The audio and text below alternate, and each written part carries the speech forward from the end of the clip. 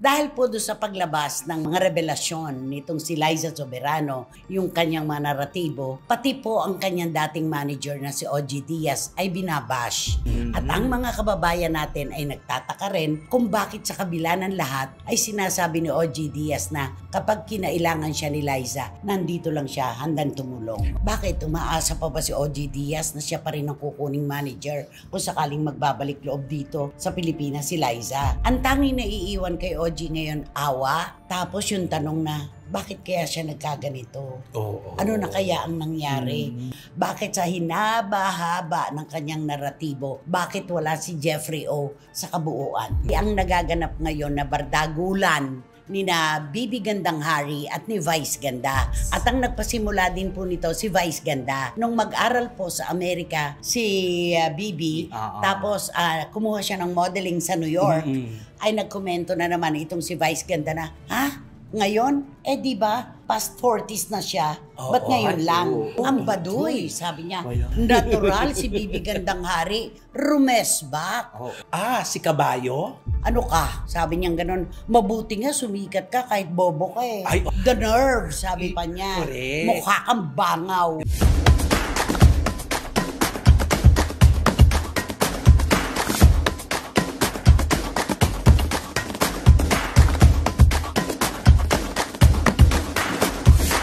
Kumusta na po kayo mga pinakamamahal naming kachika? Wala pong humpay ang mga kwento. Walang kapaguran ang mga istorya. At dahil kayo po ang aming boss, ihahandog namin sa inyo bilang pangtanggal ng stress, melankolya at lahat-lahat na. Tama, Romel Chika? Tama, walang lalayo sa kwentong malaki. Kaya naku, susuriin natin ng paunti-unti. Malaki talaga. Diba? At syempre, ano naman kaya masasabi ni Barikutot? Wendell Alvarez! Bawat kwento, bawat istorya may kaakibat itong... Ay, ano ba? Ewan ko sa'yo. May kaakibat ka pa dyan. Okay. Take two. Bawat kwento, bawat istorya may kaakibat itong opinyon. Kaya dito lang kami tatlo at nagbigay kami ng mainit na opinyon. Redundant. Paulit-ulit. Bawat tao may sariling kwento. Ganun na lang. Take three. Lahat tayo ay may kwento, pero bawat artista mayroon din silang kwento, kaya bibigyan namin ito ng mainit na opinyon. Yan! Nasa pool din. Sa wakas, di ba naman?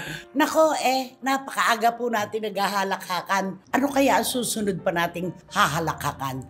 Dito po sa inyong programa, aming programa, ito po ang Showbiz Now! Pero alam mo, tama si Wendell, bawat tao may kwento. Totoo. Diba? May kwento sa harap, may kwento sa likuran. Ganun yon. Kaya tama ka eh. Diba? Sabi ano? Mag-picture ka sa harap, mag-picture ka Huwag mo nang paalala. Tapos na tayo sa estado na yon. Okay mga kachika. Dahil po doon sa paglabas ng mga revelasyon nitong si Liza Soberano, yung kanyang mga naratibo, pati po ang kanyang dating manager na si OG Diaz ay binabash. Ang dami pong inuukil-kili sa kanya ang mga tagahanga ni Liza. At ang mga kababayan natin ay nagtataka rin kung bakit sa kabila ng lahat ay sinasabi ni OG Diaz na kapag kinailangan siya ni Liza, nandito lang siya handang tumulong. Yun, dun siya binabanatan, binabweltahan ng mga tagahanga at mga bashers, lahat-lahat na nag-uopinyon na. Kasi nga naman, sa unang sultada ng kwento ni Liza Soberano, nung unang labas, talagang huminto ang mundo, diba? Talagang sinabihan na ungrateful ito si Liza. Tapos ito, sa kabila ng pagiging ganon. Hindi, kasi nga yung pagiging ungrateful, nag-ugat yun dun sa, parang hindi siya tumanaw na utang na loob sa manager niya. At sa Star Magic. Doon yun. Kaya ang tanong ng mga kababayan natin, bakit umaasa pa ba si OG Diaz na siya pa rin ang kukuning manager kung sakaling magbabalik loob dito sa Pilipinas si Liza? Ang parang ganon. Oo, kasi napaka-vocal naman ni OG Diaz na parang gusto niyo matulungan at naaawa siya. Ang awa talaga ang number one na nasa puso ni OG Diaz. At saka alam po namin yung kwento na ito kasi ang kanyang anak na si Mira, napakatindi po talaga ng nagastos nila sa ospital. Milyon-milyon po ang inabot na gastusin ng kanyang bunso. Yun po yung kasagsagan ng popularidad ni Liza Soberano. Tuwing matatapos silang pumirma ng isang kontrata, kausap ko si OG. Sasabihin niya, "Ay, Ate Chris, salamat. May pambayad na naman kami sa ospital at sa mga doktor." Alam mo, ang taong marunong tumanaw ng utang na loob, kahit siya pa ay nasaktan, kahit ano pa ang nangyari, ang aalalahanin lang niya yung magandang ginawa sa kanya nung tao. Ganun yun eh. Tsaka Matanaw si OG ng utang na loob. Yung pinagsamahan kasi. Oo, Basta pag may sayang. pinagsamahan, kahit ano pang pag-aaway na nangyari, lahat-lahat, pero kasi kung babalikan mo ang pinagsamahan ninyo, umunlad kayo pareho sa pinagsamahan nyo. Sayang eh, di ba? Correct. At saka yung sinabi ni Liza noon, nung lumutang na nga yung Hollywood Dream, di ba? So, kumbaga bumaklas na siya dito sa Pilipinas kay OG Diaz at sa Star Magic. Di ba nakalagay doon, ayoko naman talagang mag-artista, pinilit lang ako. Ay, oo. Imposible yan dahil si Tita Johnny na pinsan ng kanyang ama ang nagrekomenda kay OG Diaz kay Liza dahil gusto niyang mag-artista. Baligtad eh ang mga kwento. Ang tanging naiiwan kay OG ngayon, awa. Tapos yung tanong na, bakit kaya siya nagkaganito? Ano na kaya ang nangyari? Kasi baliktad na baliktad ang kwento. At saka alam mo, hindi naman ako naniniwala doon na ayaw niya mag-artista. Kasi nung una, di ba, nagpa-extra pa sa ABS-CBN, di ba? Hindi naman siya agad nagbida. Hindi naman siya agad nagbida. Doon nga, nung nag-interview nga siya, sabi niya nga naiinggit daw siya sa mga artista. Na kasi siya nga, di ba, passers-by lang siya o nasa likod na siya palaga o sa mga second lead na siya, mga ganyan. Tapos sabi niya nga, pag ako daw ang magiging, gusto niya daw maging bimbida para makatikim naman ako ng mga curly hair. Diba? Yung sabi niya gano'n. Kini-curly. Curl. Diba? Kasi bawat eksena, syempre i-retouch, diba? Nagka-curl. Parang gano'n. Kaya kalokohan yung sinabi niya na ayoko namang mag-artista, pinilit lang ako. Pati sa love team, ayoko ng love team, sabi niya. Pero para siyang naging robot, gano'n.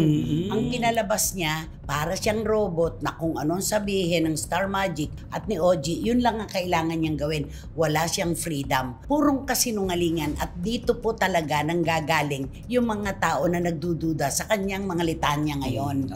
Di ba naman? Kaya nga na umaasa tayo, ano ang mangyayari ito?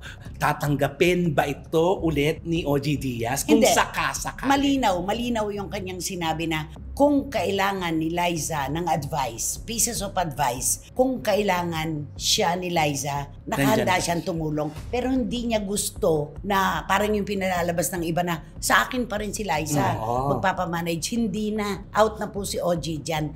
Dumating na siya sa punto na kung ano man ang tulong na maibibigay niya, yun lang ang po pwede siyang magbigay. Hindi niya na pagdadamutan. Kung advice lang din lang. Kasi kahit ikaw naman, tayong tatlo, dati tayo nagmamanage kay Liza.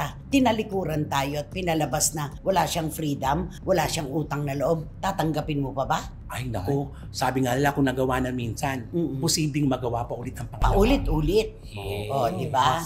Ikaw tatanggapin mo? Ay, hindi. Bakit ko naman siya tatanggapin? Tapos na yung kabanata namin. Maghanap na lang siya ng ibang mag-aalaga sa kanya. Oo. At saka may isa pang butas na nakikita ang ating mga kababayan. Bakit sa hinaba-haba ng kanyang naratibo, bakit wala si Jeffrey O sa kabuuan? Ano sa palagay mo? Oo nga. Inaisip ko nga din yon, hinanap ko yon, pero baka ang iniisip ko na dahil wala, baka naman hanggang ngayon sila pa rin o si Jeffrey O pa rin ang nagmamanage sa kanya. At saka karelasyon. Karelasyon. Diba? Pero merong mga taong malapit sa Lizken na nagpapatotoo na nung pumasok sa eksena itong si Jeffrey O, that was the only time na nanlamig si Liza kay Enrique. Diba? Tapos ngayon sinabi niya, 3 taon na silang hiwalay, diba? Tapos love team, pinilit lang siya. Kaya nga, sa kanyang mga revelasyon, para inilalayo niya si Jeffrey O doon eh. Kasi hindi niya man nabanggit kahit ni isang beses eh. Kaya nga nagtatanong nga yung iba doon sa mga comments, sino kaya yung sinabihan niya FUCT, di ba? Yan, isa pa yan sa nais linawin natin.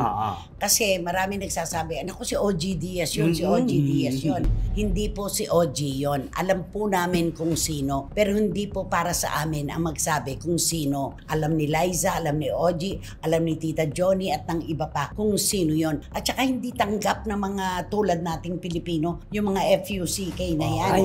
Sobrang laki ng bit-bit niyang galit sa mundo. No? Sana maibsan, mabawasan. Alam mo, kapag nagkikip-kip ka talaga at bit-bit mo yung mga ganyan sama ng loob at kung ano-ano pang kwento, hindi ka talaga suswertehin. Correct. At saka mabigat talaga sa pagdesisyon, sa lahat ng gagawin niya, lahat maaapektuhan talaga lahat. At ang pinakamahalaga, kapag walang utang na loob, talagang walang mapupuntahan. Kasi dapat saan ka man makarating, yung mga taong nakatulong para mabuo ang pangarap mo, lilingunin mo sila at pasasalamatan. Hindi mo basta-basta tatalikuran. Yan yon. Kaya sa mga nagtatanong po, kung maasa pa ba si OG Diaz na siya pa rin na magiging manager ni Liza kung sakali, kaya ganyan siya. Hindi po. Tapos na po sa estadong yun si OG Diaz. Pero hindi po siya magdadamot ng anuman tulong kung kakailanganin ni Liza. Dahil naaawa siya talaga kung bakit nagkaganito ang alaga niya.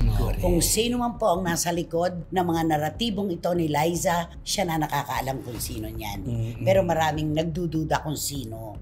Siya na ang dapat na sumagot niyan. Samantalang nung siya nasa wastong edad na, nakalimutan nga niyan tumanaw na utang na loob. At saka hindi pang Filipino audience yung hindi pang Filipino audience yung hindi talaga. At mahirap naman para kay OG Diaz ang magpaliwanag kasi may mga tao po na kung ano lang ang gusto nilang marinig at paniwalaan, yun lang ang kanilang paniniwalaan. Saradong utak nila sa iba pa na mga senaryo. Basta kung ano lang ang gusto nilang paniwalaan, yun lang yun. Napakahirap ng ganun mukha. Ikaw, sa palagay mo, saan makararating si Liza Soberano? Ay siguro sa pagsisiwalat niya ng kanyang mga nakaraan, palagay ko wala na may marating ito. Wala na. Wala na. Kahit sa Tugatog Malabon? Ay, siguro hanggang na lang siya sa airport. Ikaw, palagay mo, ano ang magiging future ni Liza? Sabi nga nila, na lagi kong balanse ako make or break ito. Sa revelasyon niyang ito, ano siya, suntok sa buwan ito, kung tatanggapin siyang uli o talagang kalilimutan na siya ng ating mga kababayan. Ayan. Pero matandain kasi tayo kung paanong madali rin tayo makalimot. Di ba? Basta, ito pong sinabi niyang mga naratibo na ito, masyado po itong kawing-kawing, maraming butas yung kanyang script, marami siyang nakaligtaan, at ang pinakamahalaga na naaalala ng mga kapwa natin Pilipino, nating lahat, kawalan ng utang na loob. Yun, tuldok. Okay? Anong kanta mo? Ay, di kakantaan ko na lang siya ng tungkol sa nakaraan kasi tungkol ito. sa mga nakaraan niya When I was here, I'm listening to the radio. Ano? I will listen to that. Yesterday once more. Mang namayapang si Karen Carpenter. When I was young, I'd listen to the radio, waiting for my favorite songs. When they played, I'd sing along. It made me smile. Siya pumili nito Siya pumili. But they're back again. Just like a long lost friend. All the songs I loved so well. Second voice ka ba? Every sha-la-la-la, every wo-wo-wo. Di bale, ilang araw na lang, meron nagsisigaw ng wo-ho-ho. Kakanta na uli si Tito Joe Marichan. Every shing-a-ling-a-ling that the starting to sing so fine when they get to the part where it's breaking her heart, it can really make me cry. Just like before. Just like before. Ay nako, ewan ko ba? Ewan ko, ikaw na talaga. Eto, siya namimili. Tayo nagtutuloy. Tayo ang umiigkas, Oo di ba? nga.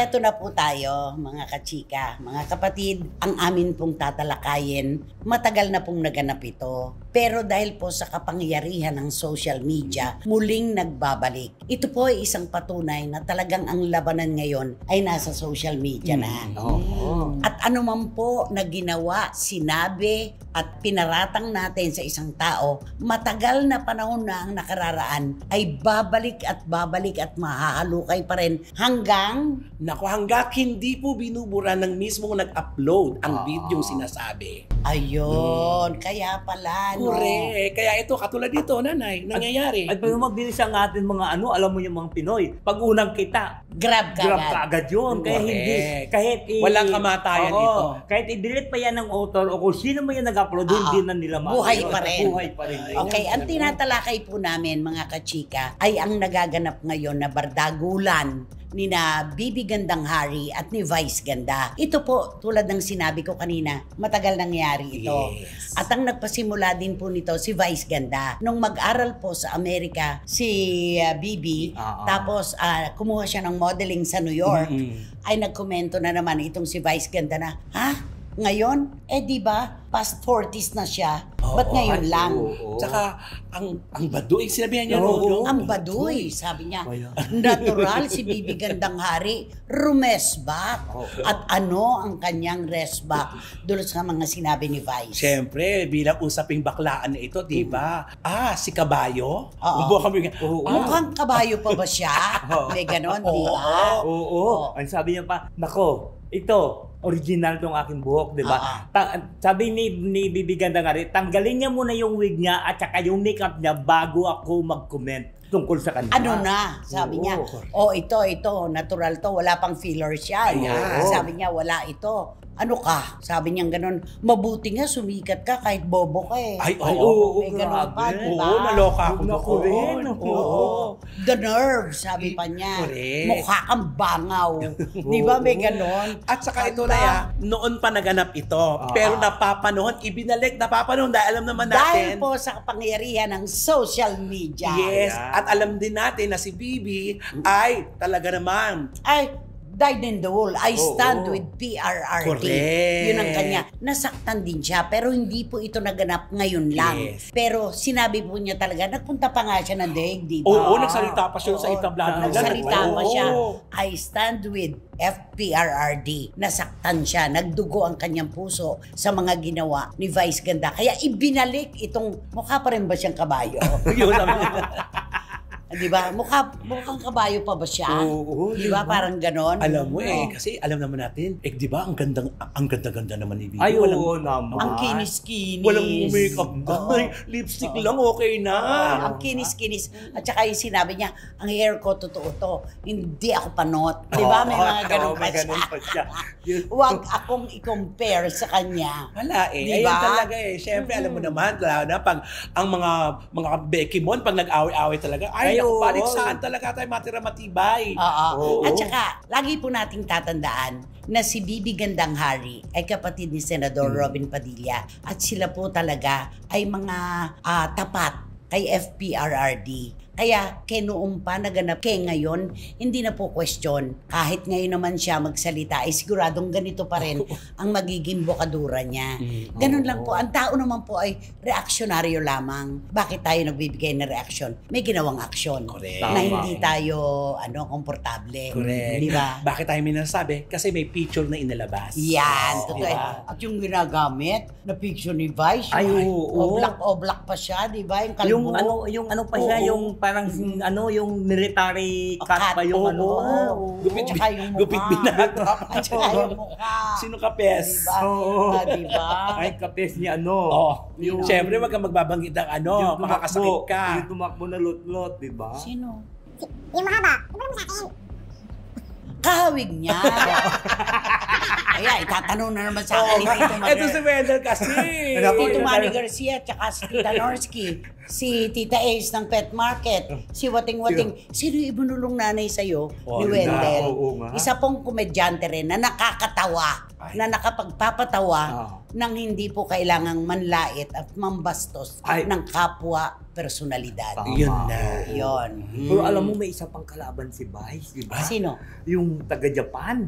Ano yun? Na bakla din, yun si MP. Ano? Diba? Grabe din yung pagbinanatan niya si Vice. Napapanahon yun ngayon. Napapanahon yun ngayon. Tsaka hindi yung mga taga Davao ng mga bakla. Nakita mo ba yun? Oo. Nagkaisa sila. Grabe. Nagkaisa sila mag- talaga. Oo, Sobra sila sa TikTok. At banggitin na natin si Vivian Velez. Ayan. Na si isa Vivian rin Velez, pong talagang DDS na nagsalita siya. Ano yung sabi niya? Yung tungkol sa McDonald's? Oo, nasabi niya, Mag-burger na lang tayo. Mag-Burger King muna tayo. Iwasan muna natin yung McDonald's. Yung McDo. Oo. Sabi na gano'n, i-boycott natin yung McDo. Yung kabayong clown. Oo. Habang ang nag-endorse daw yung kabayong clown. Natural, nagalit ang mga loyalista naman ni Vice Ganda. Hoy, Laos, huwag kang makisali sa labanan. Sabi niya, labanan daw to ng mga sikat. Parang ganon. Sabi naman ng mga ni DDS, ni Vivian, ang mga kakampi niya. napakagandang hinete ni Double V. Hindi katulad ng kabayo nyo na pangit at bastos. Talagang bardagulan na nangyayari. Wala tayong magagawa. Sinaktan din si Vivian diba? Alam naman natin, nagmamahal. Alam mo, supporter ng dating Pangulo, di ba? Ganun talaga kapag tapat ka sa isang tao o sa kapwa mo. Kahit magkalayo kayo, ang puso nyo, hindi nakakalas yan. Talagang magkarugtong pa rin yan. Ganun lagi. Siguro naiintindihan ni Vice Ganda to. Katulad niya, pag may man nang babas sa kanya, di ba? Yung mga mga tagahanga niya. Pinagtatanggol siya kahit na alam mo, basta pag may narinig na pangit sa kanya, ibabalik talaga nila, di ba? Ganon din yan. Nakarinig ng hindi maganda sa mga iniidolo nating dating presidente. Siyempre, natural lang, magre-react tayo. At saka sino ba nauna? Yun lang naman yun di ba? Sino ba nagpasimula? Ang nagpasimuno, yun ang talagang puputukan. Kasi hindi pwedeng basta maupo na lang sila. Sa edad na lang, 80 anyos, nakakulong pa. Di ba? May matinding problema pang ipinakikipaglaban. Pati ang kanyang mga tagahanga at mga naniniwala sa kanya. Grabe talaga, di ba? Ang dami niyang kalaban. At balik tayo kay Bibi Gandang Hari. Natural. Sa ganda niyang yan. May karapatan siyang magsalita. Tapos graduate Nag-graduate na Oo. ang layo na ng distansya, di ba? Yun. At sabi nga niya, nako, mga bangaw, di ba? May karapatan lalo siya magsalita ngayon, di ba? Nakatapos, na parang kala May nila titulo. may titulo. At saka may pagmamalaki siya, di ba? May titulo, hindi entitled. Yun. Ay nako, basta. Ang paborito daw, meron pang mga memes, ang paborito daw na minatamis, ibibigandang hari, panot siya. Yung panot, di ba? Parang Lahat talaga may talaga sa mga kapansanan at mga tuksuhan nila. Ay Grabe. nako, ito po yung kapangyarihan ng social media. May nagagawang maganda, meron din pong hindi paborable. Katulad yung mga artista nalulung sa social media, nagba-vlog, nagkukwento araw-araw tungkol sa kanila. Kapag may pinapalabas pong pelikula, ano ang nangyayari? Hindi gaanong kumikita. Kasi wala na yung mystery. Di ba? Yun. At meron din namang maganda ang idinudulot.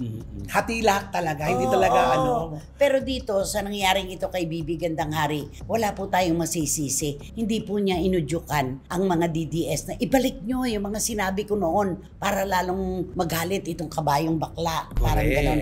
Wala namang ganon Hindi siya nag-utos, hindi inutusan. Mismo yung mga talaga ang nagbalik. At saka pinagtatabi yung mga pictures nila. Di ba? Oo. At ito pa na, di ba, napansin nyo, ito hindi pa nakakarating ito sa dating Pangulo.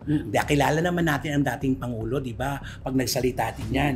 Paano pa pag nakarating ito? Ito yung ayoko magsalita. Diba? Pero kapag may nagparating kay FPRRD tungkol sa naganap na ito at nagsalita, lalong malaking gulo ito. Oo. Wala pa ang boses ng dating Pangulo dito. Ipinagtanggol pa lamang siya ng kanyang mga taga-suporta. Paano pa po kapag nagsalita si FPRRD, ano po ang magaganap? Ano ang kahihinatnan ng senaryong ito? Oo. Yun na. Mabuti na lang kung pagtanggap nito katulad din ng pagtanggap nila kay Sara. Di ba? Paano? Iba yun, siyempre, kanya-kanya silang opinion. At saka alam mo, dapat si Vice manahimik kasi kung minsan pinoprovoke niya pa yung mga Alam mo, Oo. sabi mo si VP Sara, hindi. May pailalim siyang kilos. Pero nagpunta siya sa Jollibee. Di ba mga Pinagkaguluhan siya sa Jollibee. Statement yun. Statement yun. Yun na, magtataka ka na doon. Pero nung di ba, nung bago labas yan, di ba, papaubaya ko na yan sa City Council na. Pero, Aba, si Acting Mayor Baste, nagsalita. Antulfo Brothers, nagsasalita rin. Diba? Lalo na si Senator Erwin Tulfo. Huwag mo kaming hamunin. Di ba? Correct. Kahit si Kuya Ramon, si Kuya Ben. Naku, napakarami niyang kalaban talaga. Yun yung dahilan kung bakit may nagpayo ba sa kanya? Na Hindi muna siya nag-social media. Umiiwas muna siya kasi hindi niya daw matitake lahat ng mababasa niyang mga bashers na hindi niya malulunok Ay, lang hindi ang sinasabi. pero kung ako si Vice, hindi ako alis sa social media. Matapang ako Diba? Yung parang ganun. Diba? Ang tapang-tapang ko, di ba? Nanghihiram nga lang kayo ng tapang sa akin. Ay, yabang punto. Kaya Ba't ako uurong sa laban, di ba? Kaso, pinayuhan siya. Wala na, para lang. Ay, naku. At saka pagka merong mga bashing, yung mga pagka nararamdaman mo kanya mga tagahanga na kinukulam-ulan na sila Umali. Kasi ang DDS, grabe. Ang lala. Di ko, 5, DDS, isa, vice ka na. Tapos, sunod-sunod DDS, tapos, grabe. Alam mo, sabi nga ay, gusto mo lang ata magingay sa comments namin dito. Umalis ka nga dito sa comments namin. Hindi ka namin papatulan. Ginaganon siya. Sa totoo lang, napapansin ko lang, at totoo yung sinabi mo, kapag ka merong isa nagtanggol sa kanya, at kinulapol siya ng mga DDS na sunod-sunod, umaalis. Umaalis siya. Diba? Ako yung tiyak, ano to, bakit, di ba? Nawala na siya. Matatapang to mga to, bakit ngayon, ba't nawala sila? Oo. Di ba, may kasabihan nga, di ba? Ang matapang, walang urungan. Laban kung laban. Anyari. Ay, wala. Di ba? Kakaloka talaga. Kaya itong kay Bibi Gandang Hari, inuulit po namin, dating kwento na po ito, dating senaryo na ibinalik lamang po dahil sa kapangyarihan ng social media. Yun. At sinakyan naman po ng napakaraming vloggers na DDS. Di ba? Totoo. Alam mo, meron lang ako pinagtataka. Maging diretso tayo. Masyado akong na-depress para kay Attorney Claire Castro. No? Opo.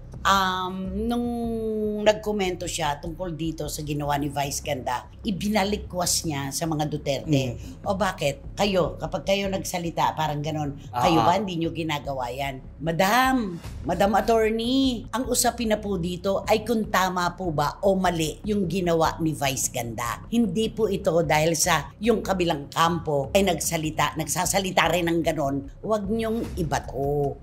Sabi nga ni Melanie Marquez, you're barking on the wrong dog. Ay, diba? Yun na yun.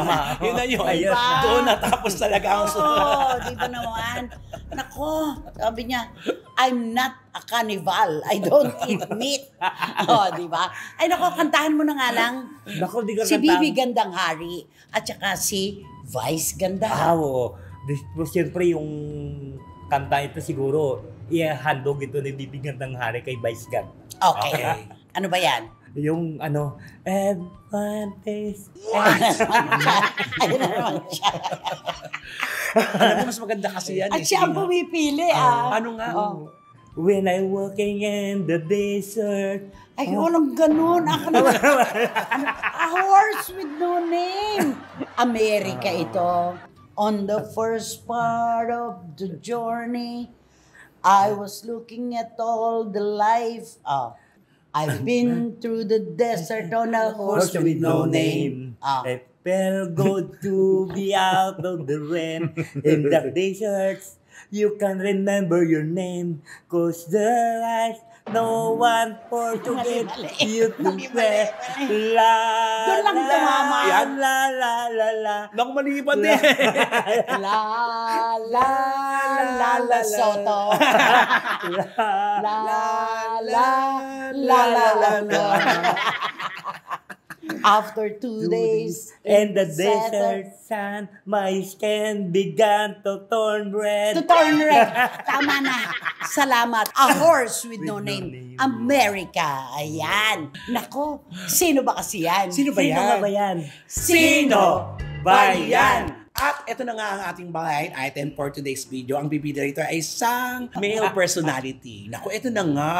Alam mo, nung nalaman ko to, sana hindi totoo ito. Oo nga. Kasi, alam mo, nalungkot ako. Ini-illusion mo siya eh. Nalungkot ako. Sana, sa bagay, kwentuhan lang naman ito. Ito'y kwentuhan lang naman. Na ito, isang male celebrity na ito, ay talaga nga namang nagulat din ako sa narinig ko ito. Paano ko ba i-deliver ito? Na akala natin, talaga napakaseryoso talaga naman ito. Kapag titignan-tignan mo ito sa kanyang pinaglalabasan ng mga teleserye, alam mo talagang seryoso. Aloof pa nga siya. Oo, eh. hindi siya maano sa mga tao, hindi siya padadikit. Oo, hindi siya machika.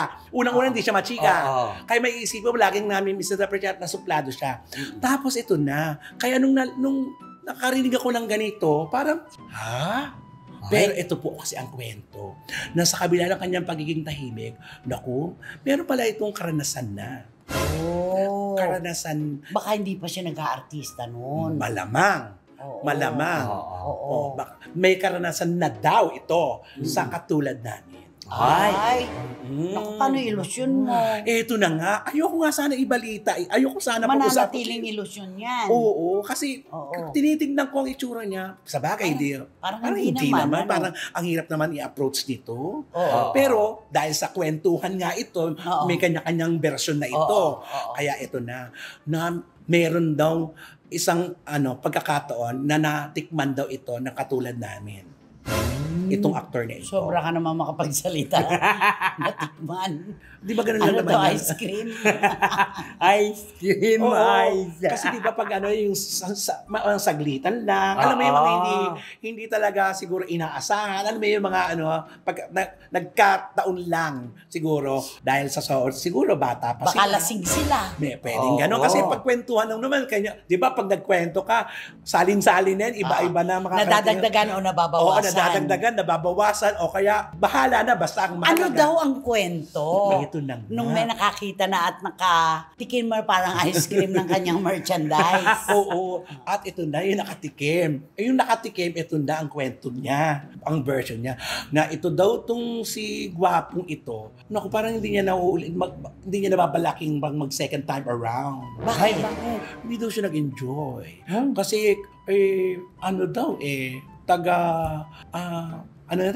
sang lugar? Yung uso ito? Oo. Iloilo. Oo. Broas. Ganun daw. Kaya parang, yung sabi nung nagkwento, parang hindi na uulit daw yun. Ay, ganon. Kasi nga hindi daw nag-enjoy. Siyempre, alam mo naman tayo mga bakla. Sa mga kwentuhang bakla, di ba kung saan ka mag-enjoy, di ba, kailangan maka-repeat performance ako dito. Kahit ipangutang ko pa ito. Oo. At saka gusto ng mga bakla, di ba? Kailangan may plug ceremony yan, di ba? Pero ito walang naganap na ganun nga. Wala nga. Oo. Kaya para talagang chinichika nung naka-kembular, na parang, jutay. Broas. Ganon, parang, bayan. Pero ayoko maniwala. Pero baka naman sinisiraan lang siya. Ayun na nga. Baka para Baka walang makatikim. ginusto pero hindi pumayag. Oo, kasi di ba, alam naman natin mga wakla, di ba? Mga kwentong makasama mo lang. Finish. Mga ganun, di ba? May kilala tayong ganyan. Ay, oo. Diyos na, di ba? Mayroon yan. Meron kaming kilalang ganon. Naku, ako, di ba? May Rara Boys pa sa likod. Di ba yung mga feeling, makadikit lang, tapos syempre, ang mga bakla naman, ay, syempre kasama niya. Ano na, finish. May mga kahit hindi. Syempre, syempre yung lalaki naman na walang kamalay-malay na. Ano yung finish? Finish. Oo. Diba? Parang yung kakilala natin, makadikit lang sabi, ay, finish na ako dyan. O, diba? Oo. Diba? May ano pa, may nagpapaalala pa. Oo. Chuchu, si ano pa. Oo. O naku, ikukwento naman niya. Meron na naman siya, si ano pa po. Ganyan. Oo. Diba? Kaya, Hindi totoo. kaya ako, kasi hindi ko talaga nakikita, hindi ako maniniwalang Na bro. broas. Diba? Okay, magbigayan na tayo ng clue. Ayan na. Guwapo, magandang katawan. Super! Oo. Gumanap ba siyang militar sa isang serye? True, baby, I love you. Nako. Ah. At ito talagang itong ano niya na doon mo siya hangaan kasi nagbago talagang ang aktingan niya, di ba, Nay? Lumalib siya dito. Ano ang paborito mong lugar sa Japan? Hiroshima. Okay. Kasi doon naganap ang unang pagsabog. Ah. Di ba? Tama, di ba, Nay? Pagsabog. Nang Oo. ipis lang daw ang natira. Tama. Di ba, Nanay? Inis lang ang nabuhay Kaya, doon. Di ba? At least Oo. meron tayong ano, ha? Oo. Oo. Pero itong apelyido nito, pangmayaman nito eh. Ay, ganon. Oo. Ay, likas naman na mayaman tayo to. Hindi niya mabanggit yung apelyido nito eh. Di ba? Hindi mo nga ma-pronounce yun eh. Oo nga, ang hirap i-pronounce yung apelyido nito. O kasi pagka mag-pronounce ako, parang nilalagyan ko pa ng N eh, di ba? Ano yun? Wendell, please. Please, Wendell. Parang awa mo na anak. Hanggang dyan na lang Oo. yan. Basta, magaling naman siyang aktor nitong huli. Oo. Mahinamon siya talaga. Mahulaan kaya ito nila, ano, Nanay? Ay, Palagay ko makukuha nila Tita Ace ni Wating-Wating at saka ang Tito Manny Garcia. Oo. Nakadalawa na. para maulaan nila di. Total, marami naman siguro nakakaalam niya na pangalan ng gano'n, di ba? Kasi hindi lang naman yung Alam ko na kung ano yung sasabihin mo. yun. Sino ba ang tumalo kay Goliath? Ay, nako! Ano ba? Sigurado po ito. Ay, pero pwedeng merong mga hindi gaano makahula. Pero dun sa mababangis talaga sa blind item, wala nang mauufor sa inyo dyan sa row 4. Nakatabi ang mabangong basurahan at walang Electric fan. Ano nga yung... Wrong air calculator. Sabi nga, air calculator. Air calculator. Ayan, nakakaloka. Sigurado yan. Kaya naman, Mag-subscribe na po kayo, mag-like, mag-share at pakisama na rin po ang Romel Chica Vlogs ko. Marami pong salamat. congratulations dun sa interview mo kay Madam Gloria Escoto. Ang taas ng views. Grabe. Maraming salamat. At Oo. syempre, sa mga sunod-sunod din nating SSN. Thank you so much po. Maraming salamat sa mga viewers. At Siyempre, wala kayong dapat gawin kundi i-hit nyo lang ang bell na ito para magkaroon kayo ng notification, makatanggap kayo ng mga bagong upload na videos ng SNN. At ang lagi ko pinapaalala sa inyo na please, don't skip. At supportahan nyo aming Showbiz na Una Official. Ito yung aming TikTok. walang Wrong air calculator. Alam ko sabihin, wala tulugan.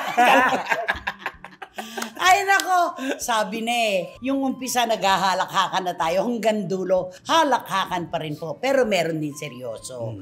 Maraming salamat po sa inyong suporta, tiwala at pagmamahal. Lagi niyo pong pinararamdam sa amin yan. Kayo po ang aming inspirasyon. Hanggang sa susunod na sultada po ng inyong programa, ating programa. At ito po ang Showbiz Now. Every shalala.